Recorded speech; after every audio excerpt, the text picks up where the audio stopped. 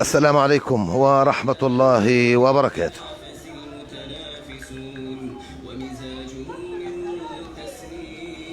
برحب بكم متابعينا مشاهدينا مستمعينا، أهلا وسهلا بكم على الهواء مباشرة في هذه اللحظات من شارع الشلالة. ينطلق هذا الأثير، لكم منا كل الحب والاحترام والتقدير. أهلا وسهلا بالجميع.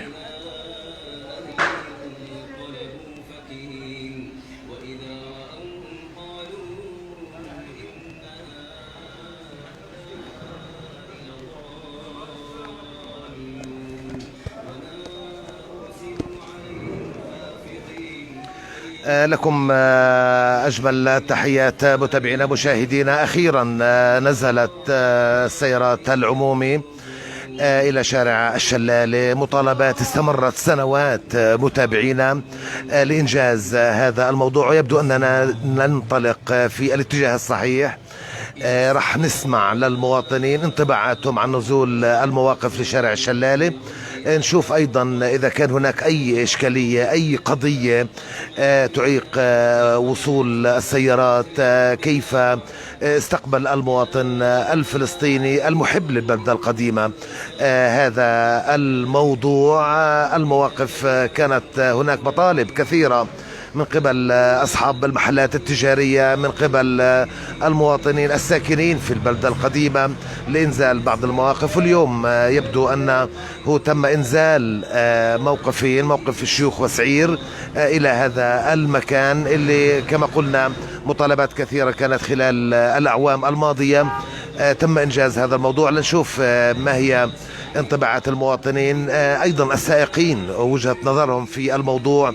كيف تسير هذه العملية؟ هل هناك معوقات تعوق إنجاز هذا الموضوع؟ راح نتحدث مباشرة للمواطنين مع الموجودين، مع السائقين، انطباعاتهم حول هذا الموضوع من خلال أثير راديو المرح على 100.8 FM، وأيضا على نافذة البث المباشر راديو مرح باللغة العربية ومرح FM باللغة الإنجليزية، وعلى سيرفرات شركات الاتصالات الفلسطينية المختلفة: حضارة، فريرة، مدى، زيتونة، كل شركات الاتصال التي تنقل علينا وتنقل منا هذا البرنامج. لهم منا الحب والاحترام والتقدير. وطبعا بنرحب بكل المستمعين المتابعين.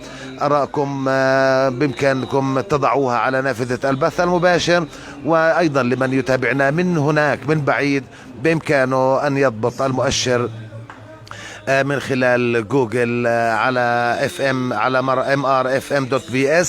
لكم منا كل الحب والاحترام والتقدير. أهلا وسهلا بالجميع.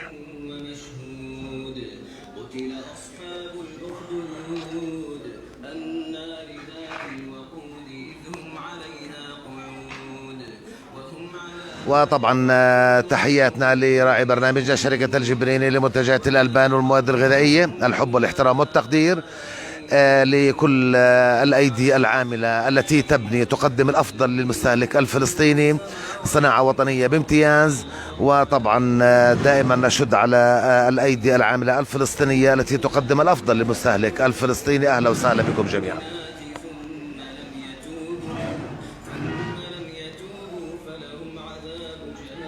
وطبعا هذه تحيات فريق العمل، زميلي في الهندسة الإذاعية إيهاب النتشي. الله يا رب يسعد أوقاتك وأهلا وسهلا فيك. ومن خلف المايك أصحابكم في الإعداد والتقديم والمتابعة الميدانية عماد المحتسب أبو عبد.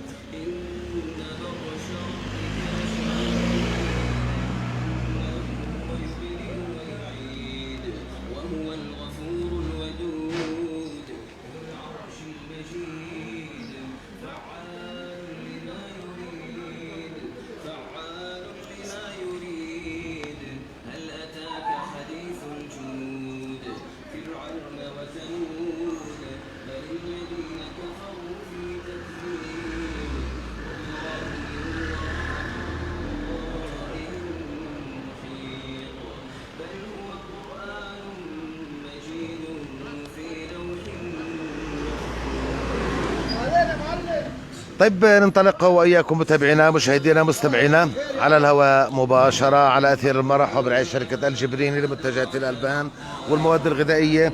كثير من التجار كانت يعني تنادي بإنزال المواقف إلى المكان، واليوم يبدو أنه إحنا بالاتجاه الصحيح. السلام عليكم. اهلا وسهلا، شلون بركة؟ يعطيك العافية. الله يجزاك عافية. اهلين، كيف حالك يا حاج؟ الحمد والشكر لله. برحب بيك واهلا وسهلا فيك. عزيزي المواقف نزلت. بارك الله فيك، الله يجيب الخير ان شاء الله. ربنا عليه الصلاة والسلام، النبي عليه الصلاة والسلام شو قال؟ اطلبوا الرزق عند مزاحمة الأقدام. ان شاء الله ربنا بيسلك الأمور. انت شايف هاي حالك الخطوة ان شاء الله هيك يعني تكون تنمر الشغله، السنه توبه تنمرت يعني ان شاء الله. كيف التين تنو ينمر يا حبيبي؟ بالضبط حبه حبه. احنا في موسم الشتاء. يعني هيك ان شاء الله ربنا بيجيب الخير. طب انت شايف انه المواقف يعني خطوة كويسه جيد طبعا. في هون بالنسبه للحكوره هذه انفتحت كويسه برضه ان شاء الله، في تسهيل امور وفي ساحات يعني واسعه للسيارات، وان شاء الله ربنا بيجيب الخير. مش غلط يعني الشغل الصح صح. دعم للبلد كويسه، بتصير احيائها يعني. هي الزرع تسقي ميه شو بصير فيه بنبت، وهذول هون احياء البلد من الشوفيريه وطبعا والركاب تيجي وسط البلد، بصير دعم اكثر. اما تسجيل تقيم الميه عن الزرع شو بصير فيه؟ بنشف والمنطقه نشفت.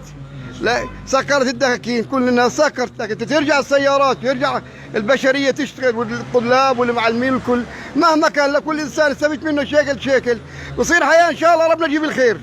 حياك الله يا معلم. يا سيدي حياك الله. اهلا وسهلا. ميت اهلا وسهلا. هلا عزيزي، يا هلا بك. حياك الله. يا نحكي معك. يلا نشوف وإياكم ونتابع معكم متابعينا ومشاهدينا ومستمعينا. أهلا وسهلا فيكم. لقاءاتنا مستمرة في الميدان. السلام عليكم. عليكم السلام. يعطيك العافية. الله يعافيك. نتعرف عليك. السائق اسماعيل حامد جردات. يا سيدي أستاذ معلم مدرسة يعني؟ لا، سائق على خط سعير. يا سيدي كل احترام، احنا جايين عشان كل يوم. حياك الله. فهمنا انه يعني السيارات والفردات ووسائل النقل العمومي يعني نزلت على شارع الشلالة. انتم كسائقين كيف تقبلتوا الموضوع؟ كيف الامور ماشية معكم؟ احنا اول شيء نزلنا هان مشان نحيي البلدة القديمة. حلو. وكانت مبادرة مننا، بس كانوا هم مصورين الوضع على غير احنا اللي فيه. كانوا مصورين على اساس احنا نازلين على جنة، حمامات، مسجد، مظلات، ساحة تصف فيها السيارات. لما نزلنا تحت وجدنا ولا شيء موجود من هذا الحكي. طب خلينا قاعدين بلش حبة حبة. بلش حبة حبة. الآن بتقول لي إن وعدنا. مين اللي وعدكم؟ وعدونا اللي هم المحافظ، لأن كان نقلنا عن طريق المحافظ. احنا قدمنا طلب للمحافظ وقال يا عمي كل شيء رايح يتواجد في المنطقة تحتها أمان. شيء يعني مظلات وحمامات. احنا قاعدين مع عدم المؤاخذة، بده الواحد يطير مي بيعرف شو وين يطير. حقيقة بده يجي صف، بده يتهاوش مع تبع الكزية مشان يصف، بده يتهاوش مع البسطات، بده يتهاوش مع البنك الأهلي.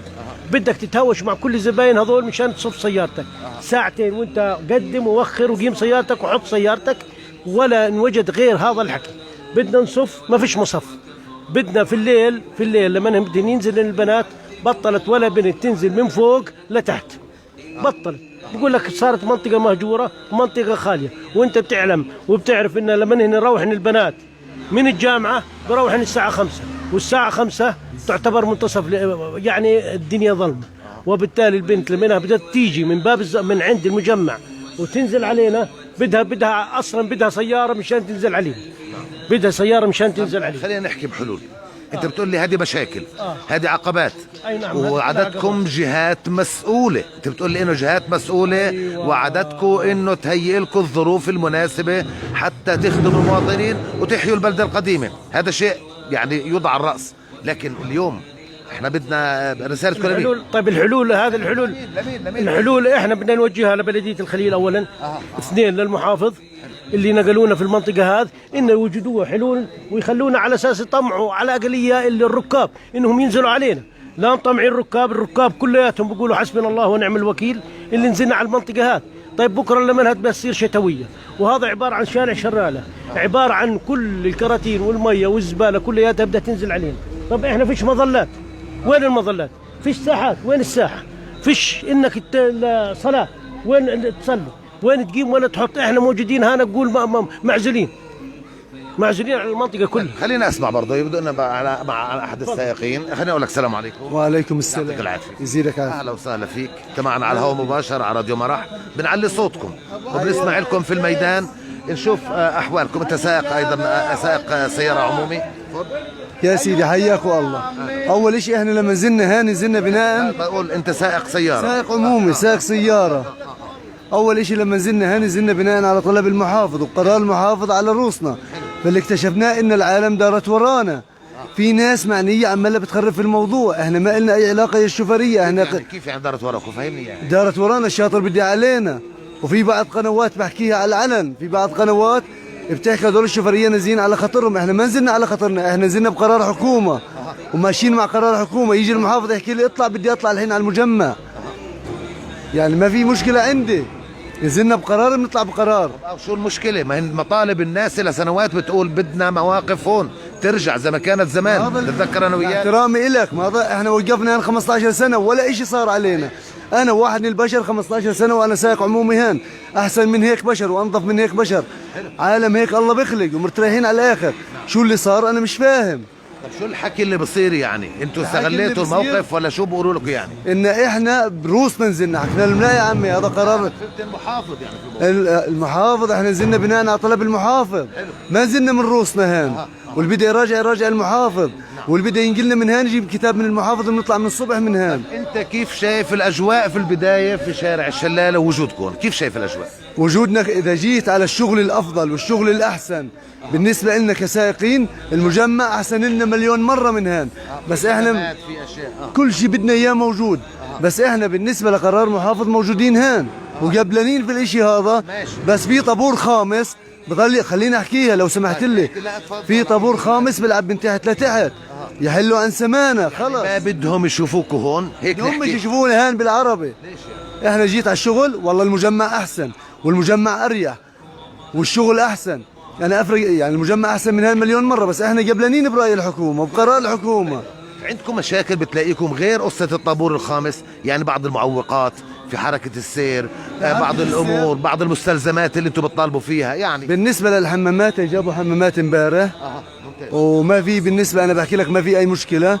وانا بحكي معك باسم السائقين، وانا رئيس اللجنه ما تعرفناش عليك رائد فروخ، وانا رئيس اللجنه.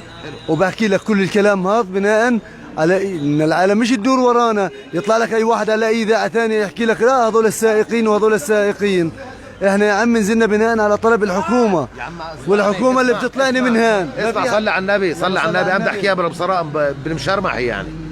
انا الي سنوات بنزل هون بمطالب الناس، اصحاب المحلات التجاريه، المواطنين. يا عم من شان الله بدنا مواقف. وصلنا لمرحله انه تحقق هذا المطلب، وهذه خطوه بالاتجاه الصحيح بخصوص البلده القديمه وبخصوص هذه المناطق المهمشه والمستهدفه من الاحتلال. فما صدقنا تصير تقول لي الان في حد بيحكي، انا والله بستغرب. وانا بوجه كلمه للمحافظ، كل احترام له وكلامه ما شاء الله عليه، والمحافظ زلمه بفهم، رئيس البلديه زلمه بفهم، اللي هو تيسير ابو سنينه زلمه بفهم. اذا شايفين انه يرجعونا فوق هذا حل، يرجعونا فوق. حلال مش حل، بلدة احنا بنطالب فيكم، احنا بنطالب في وجودكم. برضو انا بتوقعش ان المحافظ، انا ما بتوقع ان المحافظ اول يوم نزلنا يطلع قرار ينزلنا والاهالي هن انبسطوا ومبسوطين والكل مبسوط، وثاني يوم يطلع قرار لا بدكم ترجعوا على المجمع. هذا طلع قرار بدكم ما ترجعوا؟ طلع قرار، لا ما طلع قرار، لان في ناس بتطالب، في ناس كثير بتطالب في الاشي هذا. امبارح طلعوا عدة الناس مبسوطة، يعني أنا بحكي لك هون هي الشارع الناس مبسوطين إنه صار عندنا محل وصار في حركة يا بالعالم. الناس مبسوطة، بس احنا في طابور خامس، خليني احكي لك عنه. الطابور الخامس بيطلعوا على عدة إذاعات وعمالهم بخربوا علينا وبخربوا على حالهم لدرجة إن الواحد قرف الوقفة هان. لا إن شاء الله ما بصير ولا لا حاجة. والله قرف إلى الوقفة الخير، هان. إلى الخير، إلى الخير. أنا بحكي لك، أنا يا عم العالم يفكوا عن سمانة. احنا مش نزلنا، احنا ما نزلنا بخاطرنا هان، نزلنا بقرار حكومة. ويجي احكي لك انا واحد من البشر، هنا بدي اطلع المجمع بطروني، يجوا انا واحد من البشر بدي اطلع بطروني من المجمع. مزبوط ولا لا؟ جيب قرار، جيب مع احترامي لك، جيب قرار من المحافظ.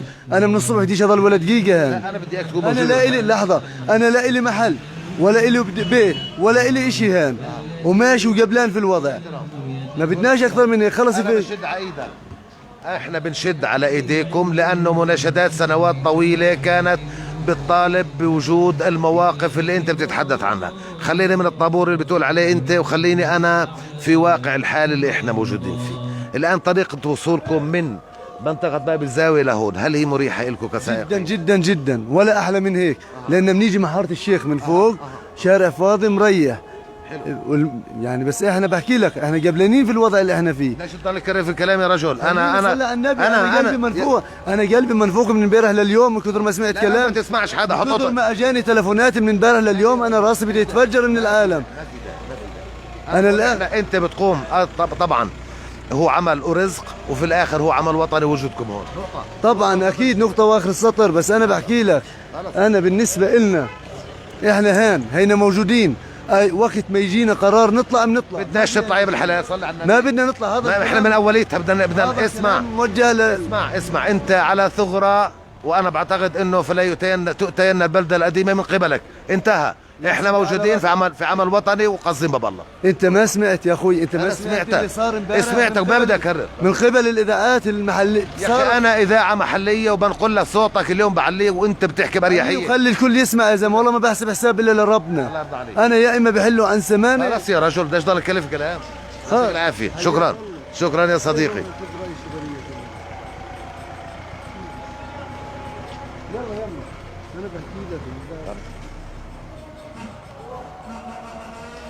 طب محبتنا لكم متابعينا ومشاهدينا ومستمعينا على الهواء مباشرة على أثير راديو المرح. بنرحب بكم ولحظات بنعيشها وياكم برعاية شركة الجبريني لمنتجات الألبان والمواد الغذائية.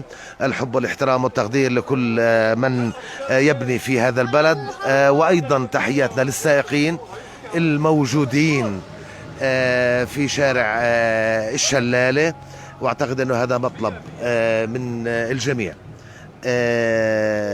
ليكون في مواقف في هذا الشارع والمطل مباشرة على البلدة القديمة في مدينة الخليل. أهلا وسهلا بالجميع.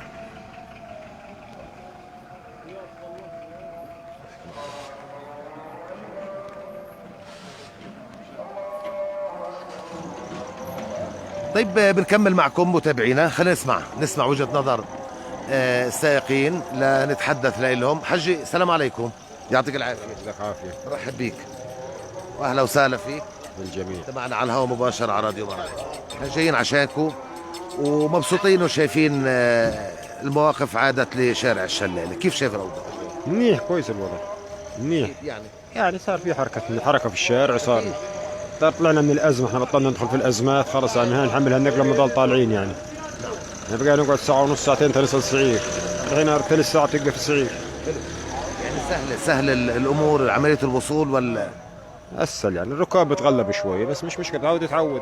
طب الركاب اللي بتغلبوا عليهم وين تجمعهم؟ بيكون في منطقه باب الزاويه ولا عند المجمع ولا بيجوا على المجمع هم فوق وبيلقوا السيارات. بعض مرات تبعين المجمع بيحملوهم في سيارات غير ما بيطلعوهم، بس لازم خلاص يتمحطوهم. يعني فيش سيارات طب لطفا يعني توجهتوا مثلا للمحافظ انه مثلا في سيارات كهربائيه موجوده بتنقل المواطنين من منطقة باب الزاوية للبلدة في الوضع الطبيعي، قلت لهم مثلا انه السيارات هذه استخدمناها اللي بدهم يطلعوا على السعير من باب المجمع يجيبوا الركاب لهون، شو في مشكلة؟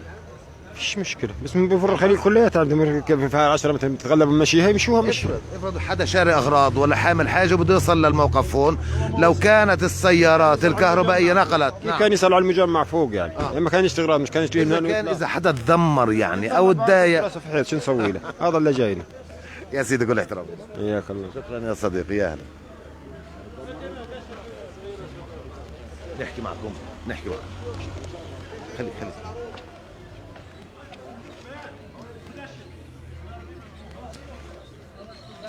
طبعا. خلينا نكمل في اللحظات قبل ما نخرج الفاصل. نروح لاحد الاخوه الكرام. السلام عليكم. عليكم السلام ورحمة يعطيك العافيه. الله يعافيك ربي. كيف حالك؟ الحمد لله رب شو العالمين. الاخبار والاوضاع؟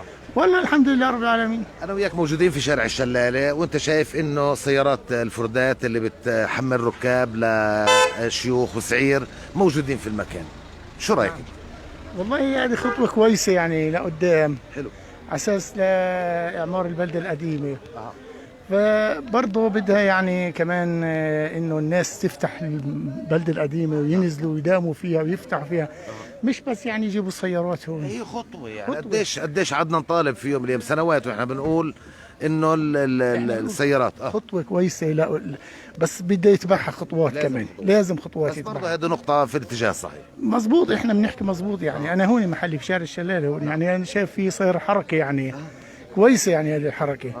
وبنطالب برضه يعني احنا يعني هيئة اللي بيجوا هون بجدوا انه السيارات بنزلوهم على دوار الصحة فوق، لازم ينزلوهم الركاب، ينزلوهم باب الزاوية على اساس يبقوا ينزلوا يشتروا اغراضهم من هون، يتبضعوا من هون من البلدة القديمة ومن المحلات اللي هون على اساس يحيوها يعني. اكيد اللي بيصل هون الا ما يحتاج غرض يعني معين. طبعا يعني احنا بنتمنى انه تضل خطوة كويسة هذه، وزي ما قلت لك يتبعها خطوات ان شاء الله. ان شاء الله على خير. شكرا لك. حياك الله. يعطيك العافية عزيزي، يا بك. طبعا متابعينا ومشاهدينا ومستمعينا، خلينا نوجه بعض التحيات في هذه اللحظات للي بتابعونا على نافذة البث المباشر. فؤاد سياج بنرحب بيك واهلا وسهلا فيك. كلين قفيش صباحك ورد وياسمين. ابو صلاح فحماوي صباح الفل والياسمين للناس الطيبة، أهلا وسهلا فيك. أبو مالك أبو سنين يسعد صباحك. خلود التميمي بتقول يسعد كل أوقاتكم، إن شاء الله تكون بداية خير لشارع الشلالة، إن جاء للتجار وللسكان أيضا. تحياتنا للشيخ أبو زكي من قدس العاصمة، يسعد صباحكم أخي أبو عبد ويعطيكم العافية. عفاف المحتسب صباحك ورد وياسمين وأهلا وسهلا. ولما إندو بنرحب بيكي معنا في المتابعة والمشاهدة. شكر المحتسب بكل احترام والتقدير لمن يساهم في إحياء البلدة القديمة، وهذه خطوة بالاتجاه الصحيح. مرح صباح الخير للجميع.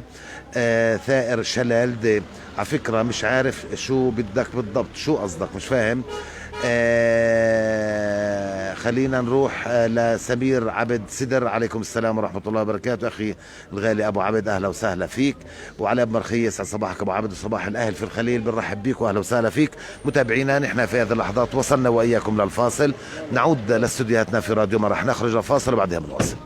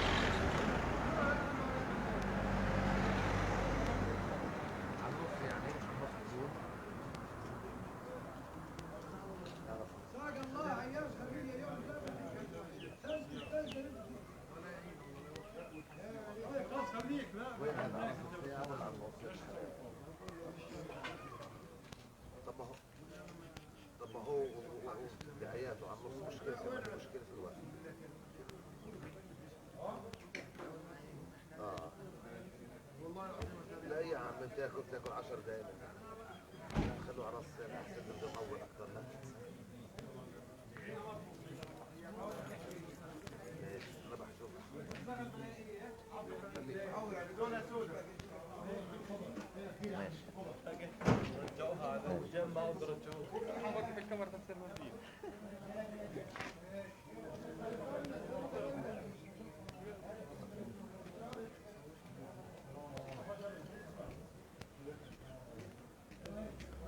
عليكم السلام. حيا الله حاج.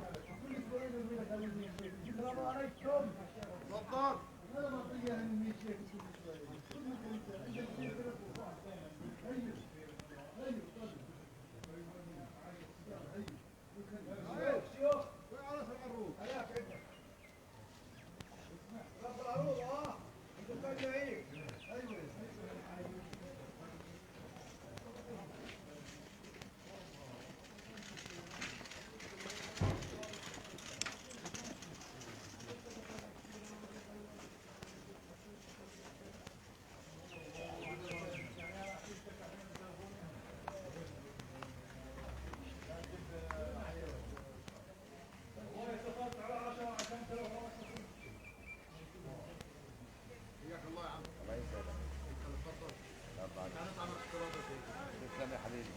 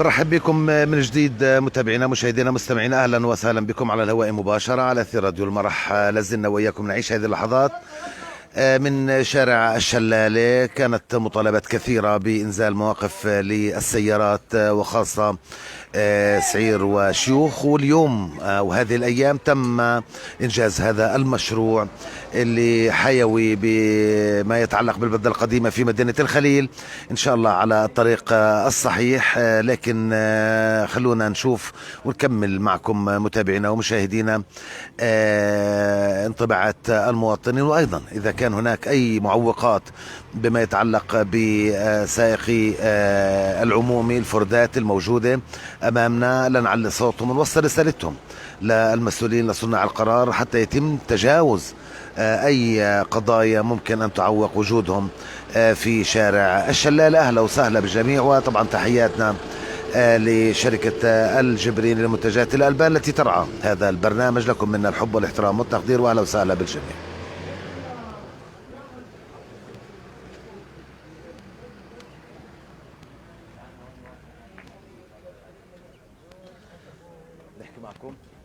نحكي معكم على الوضع.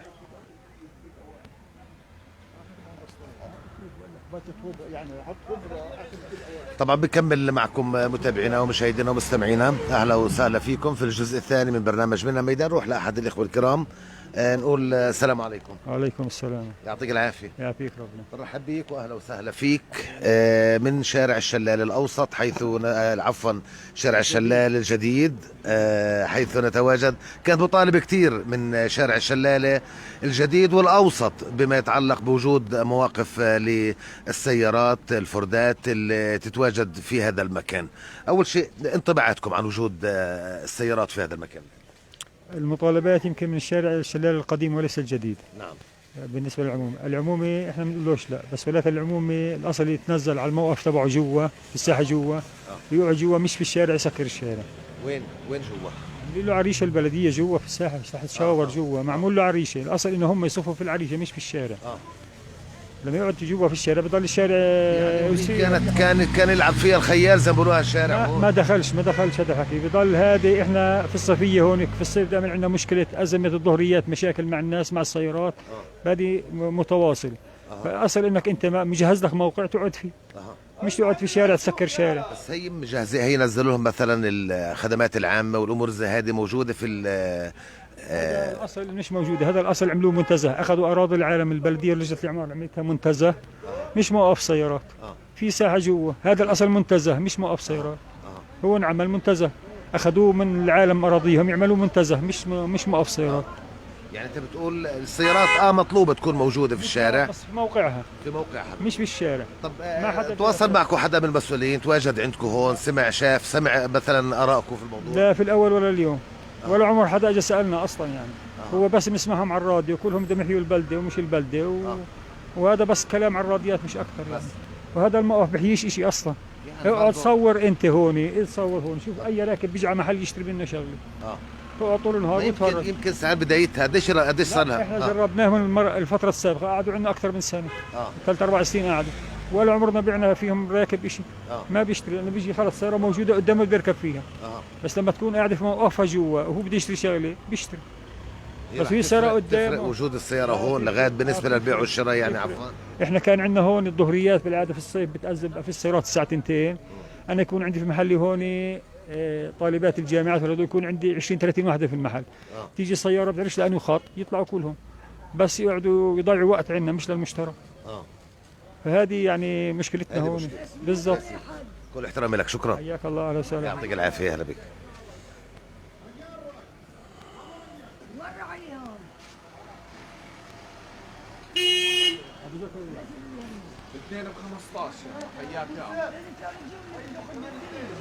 طيب تحياتنا لياسر ابو مرخيه، الف الحمد لله على السلامه. اشتقنا لك وبرنامجك، كل احترامي لك والتقدير، وان شاء الله بنزوركم في تل رميده. لك منا كل الحب والاحترام. ناصر من الجزائر، صباح الخير ابو عبد، عوده ميمونه ان شاء الله، موفق يا رب. كل الاحترام لك والتقدير، ونحن طبعا راح نكفي ونكمل معكم متابعينا ومشاهدينا ومستمعينا انطباعات. يمكن يكون في بعض الاشكاليات، بعض القضايا احنا بنعليها معكم على الهواء مباشرة، وبنسمع للجميع بمختلف التوجهات لنشوف الأمور كيف تسير في شارع الشلالة بعد طبعا وجود المواقف السعير والشيوخ في المكان، وكل إنسان بتقدم باتجاه إحياء البلدة القديمة في مدينة الخليل. احنا بنشد على إيديه، وهذه خطوة كانت هناك مطالبات كثيرة بما يتعلق بالبلدة القديمة.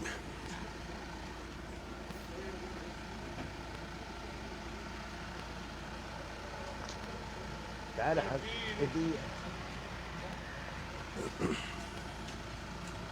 يلا نكمل معكم متابعينا ومشاهدينا ومستمعينا. نروح لأحد الإخوة الكرام. طبعا بنرحب بيك واهلا وسهلا فيك، والسلام عليكم. عليكم السلام ورحمة كيف صحتك؟ والله الحمد لله رب برحب بيك معنا احنا على الهواء مباشرة. حياك. لنشوف انطباعك وكيف شايف الجهود بما يتعلق بشارع الشلالة بالبلدة القديمة، وجود مواقف اليوم موجودة، مواقف سعير والشيوخ في المكان.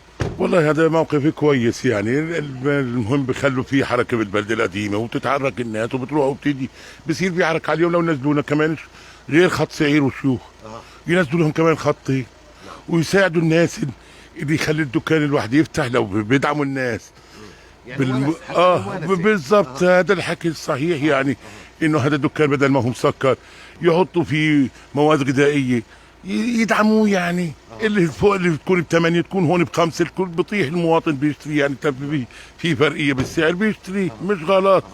اما المواقف خطوه باتجاه الصحيح تبقى. خطوه كويسه خطوه كويسه.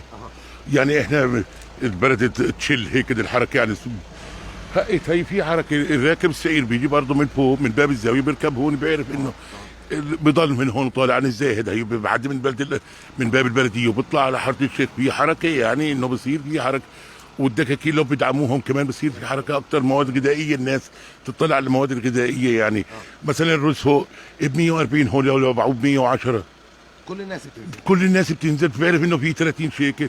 هذا الدعم مش من التاجر، برضه من الحكومه لازم تكون. الحكومه اللي تدعم هذا الحكي، مش اللي التاجر هو كله احنا على التاجر لا يعني بيقولوا العجل اذا دحل في منطقه معينه بحرك. بيمشي ليش بيمشي؟ هي انا مثلا عندما ما اخذ طايح اشتري لبن من جنيه، لانه بعرف انه بوفي لي 10 شيكل، بدل ما اخذ قطرميز باخذ 2، بدل ما اخذ حاجه باخذ 2، وبالحركه بتمشي، والرز والسكر والعدس والكل شيء المواد الغذائيه بيمشي. اذا في دعم من الحكومه، احنا بدناش نقول برضه كله على التاجر، الحكومه اللي تدعم. يا سيدي الله يعطيك العافيه. شكرا لك، حياك. شكرا يا عزيزي، هلا بيك. يا هلا. سلام.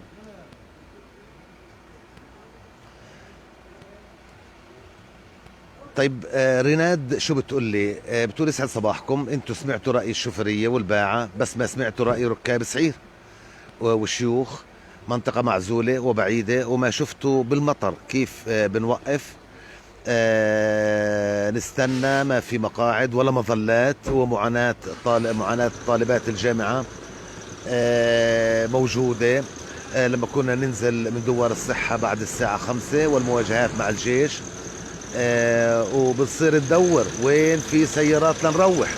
وحتى الشوفرية ما كانوا يلتزموا يروحوا الركاب بعد ساعة معينة، بينما المجمع بفرض عليهم يجوا يروحوا الركاب. الحل كان مناسب أكثر للشوفرية والبلدية مش للركاب أولا، وكان الحل موجود على حساب بلدية أو بلدة السعير والشيوخ فقط.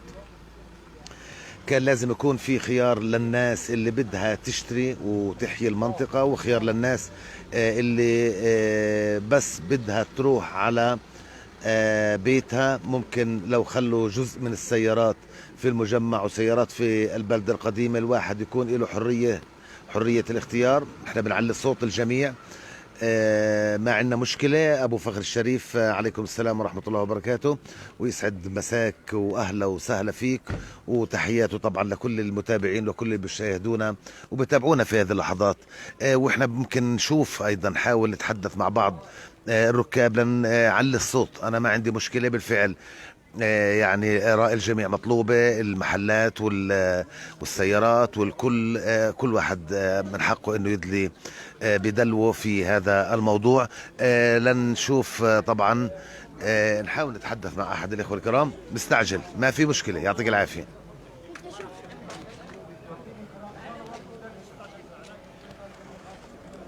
السلام عليكم. عارف أنا بسمع رأيك. طيب ونسمع، خليني أقول لك السلام عليكم، كيف حالك يا صديقي؟ أنا بعرفك باليوم. الله يعطيك العافية. حيا الله عزيزي، الله يخليك. احنا موجودين اليوم معكم هون في شارع الشلالة. الله يرضى عليك، الله يخليك ويعطيك الصحة والعافية. وهقول لك أنا كل واحد بضع بصمة في شارع الشلالة أنا بحييه وبشد على إيده. يعطيك. تعرف البصمة قديمة؟ والله بعرف وأنا بسعد إني بحكي معك وبنشوف انطباعك. اليوم نزلت يعني، أو هلأ كم من يوم المضت نزلوا المواقف الموجودة في الميدان في شارع الشلالة. كيف انت شايف الخطوه اول شيء؟ الخطوه ايجابيه جدا، وكنا ننتظرها من قبل، وانت بتتذكر كنت انت من الناس اللي كانت تواكب الحدث. صحيح. الا انه تفاجئنا انه الاشي ما تهمش. هي تبقى امر الله يعني. والله يعني احنا يعني طبعا نشكر البلديه والمحافظ اولا. يعني المحافظ انا من النوع اللي يعني بحترمه جدا، حتى لما كان محافظ الشمال كان نتباهى فيه والله ونفتخر فيه. والله لانه رائع جدا، حب يخدم البلد، الله يعطيه العافيه. بس انت بالنسبه لك وجود المحلات، وجود الفردات الان في المكان اكيد يعني بيعمل. ما خطوه علينا ماديه. لا والله مادية لا ماديا لا، بالعكس.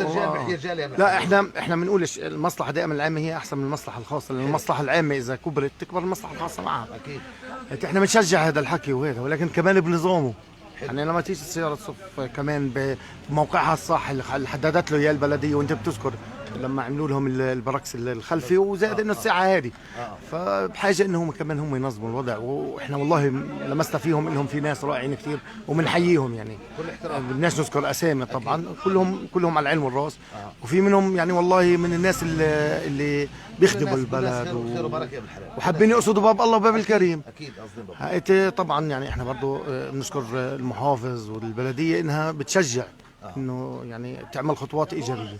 طبعا انت عارف ودين الله مش عايش يعني، انا من اللي صمدوا من قبل. والله انا بشد والله بحب دائما احكي معك. والله هاي الحمد لله رب العالمين. الحمد لله رب العالمين انه الخطوه في الاتجاه الصحيح، بس بتحتاج تنظيم حتى ما نسكتش الامور على الجميع، تكون الامور سهله. يعني. طبعا وبهمه زي ما قلت انت، نفس الرجال بيحيي الرجال. كل احترام. والله كل احترام عزيزي، وبدنا تكونوا دائما بخير. والله الله يخليكم يا رب. شكرا الله يعطيك العافيه. السلطه الرابعه يا عمي احنا بنعلي صوت الناس الطيبه المحترمه في كل مكان. هذا دورنا وهذا واجبنا. نروح يا سيدي، كل احترام. خلينا نروح ايضا لاحد الاخوه الكرام. السلام عليكم. وعليكم السلام ورحمه الله. يعطيك العافيه. الله يجزاك العافيه عليك. بيك معنا على الهواء مباشره، واهلا وسهلا فيك. حياك الله. تعرف عليك كامل النكشي ابو طاهر. يا سيدي حيا الله. اخ كامل، شو بتعمل هون؟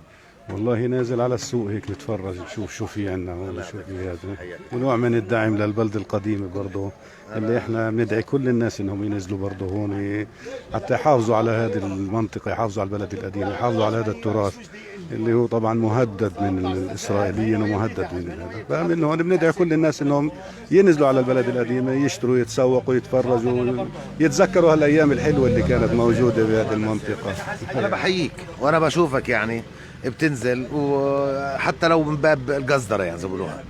عزيزي اليوم يعني هي تم نقل موقفين تقريبا لشارع الشلالة، ويمكن الناس من زمان كانت تطالب انه يكون في مواقف هون، مواقف سيارات.